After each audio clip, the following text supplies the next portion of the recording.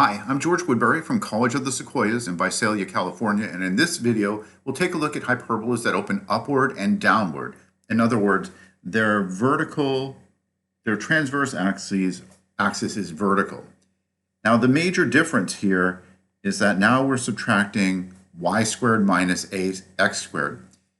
The denominator of the leading term with a positive coefficient, we call that denominator a squared. So that's always out in front, not necessarily under x or under y each time. The slope for the for the asymptotes, now it's a over bx. But if you use that box idea that I showed you in the last video, it really won't matter when it comes time for drawing it. But when you need the equation, just remember that it's the constant being squared under y over the constant under x being squared. Everything else, it's just kind of turned around. So the vertices, instead of being left, right, a, now they're up, down by a. Up and down by that number that's under y squared. And the foci, which we calculate the same way, are now on the vertical axis instead. So let's try one of these. We have 50y squared minus 72x squared equals 1800. So I know that this is going to be a hyperbola because x squared and y squared have different sign coefficients. And I don't know for sure that it's going to be the one that opens upward or not until after I get it in standard form. But when I divide both sides by 1800, that's not going to change the signs on the left-hand side. So it is going to be of the form y squared minus x squared. Those open up or down. 50 divides into 1800 36 times. So we have y squared over 36 minus 72 divides into 1800 25 times, x squared over 25, and that equals 1. So first, center, 0, 0. We don't have a number being subtracted from x before we square it or from y before we square it. So the center is 0, 0. A squared underneath y is 36. That means that a is 6. And this gives us an idea how far up and down we move from the center. So up 6, down 6. Those are going to be the vertices of this hyperbola. 0, 6, 0, negative 6. B squared equals 25. That tells us that B is equal to 5. And we use that for making the box, also figuring out the slope of the asymptotes. So over 5, right and left. And again, I'm going to use a highlighter to make the box here.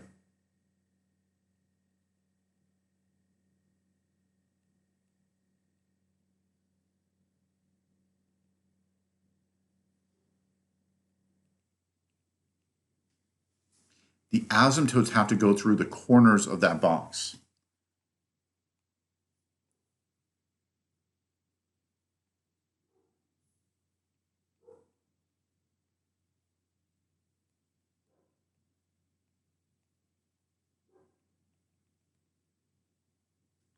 Like that. Now, at this point, if we knew that it was x squared minus y squared, we would draw the two branches that go out to the side. But because it's y squared minus x squared, they've got to go up and down like that.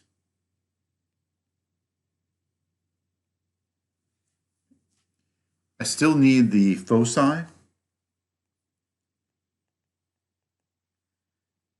C equals the square root of a squared plus b squared, which this time is the square root of 36 plus 25, or the square root of 61. That's going to be a little less than 8, right? We know the square root of 64 is 8, so that's a little smaller than that. Whoops. Get to the calculator. Square root 61 is 7.8.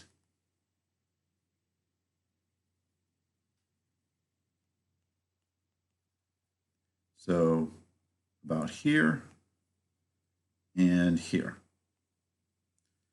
the foci 0 root 61, which is approximately 0, 7.8, and 0 negative root 61, which is approximately 0, negative 7.8.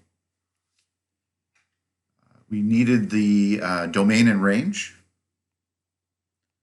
The domain, we have arrows pointing left and right, so that's all real numbers. For the range, though, it starts with arrows going upward, but it only drops to a height of 6. Then it goes down to -6 through negative infinity. So from bottom to top, negative infinity, comma, -6, union, 6, comma, infinity. So notice the domain and range look exactly the opposite of what we had for the other type. Last, we should, I've sketched the asymptotes, but we should write down what those equations are. And this is going to be y equals 6/5 x. The 6 comes from underneath the y squared term, the 5 from underneath the x squared term, and the other, same thing, but with a negative sign, -6/5 x. All right. So those are the ones that open up or down. I'll see you in the next video. Oh, I have one more to do. Sorry. I'm glad I scrolled ahead. This is already in the right form. It's y squared minus x squared. A squared equals 16, so A equals 4. B squared equals 4, so B equals 2. C equals the square root of 16 plus 4, which is the square root of 20, which is 2 square root of 5. And that is approximately 2 square root 5, 4.5, 4.47.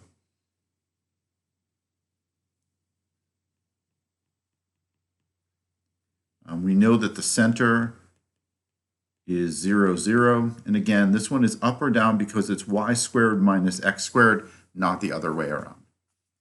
Let's see, I think we have enough here to start the graphing.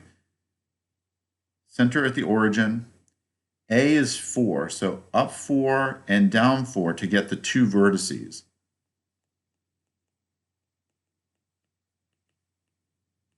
Zero, 4, and 0, -4. B was 2, so we'll use that when we go to make the box for the asymptotes.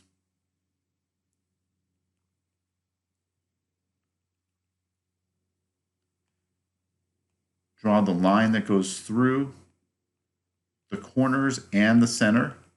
One with positive slope, that's going to be y equals A over B, x, 4 over 2x, which simplifies to be y equals 2x. The other one will have the opposite sign, y equals -2x. The graph itself, because it's y squared minus x squared, we know it opens up and down. So there is one branch, and there's the other branch. And the foci,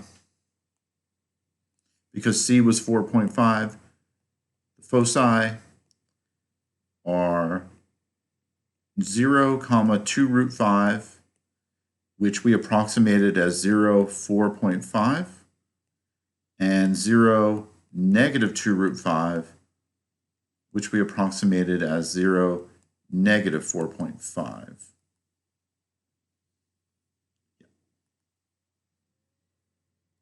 So it would have been about here and about here on the graph. All right, that's it for this type. I'll see you in the next video.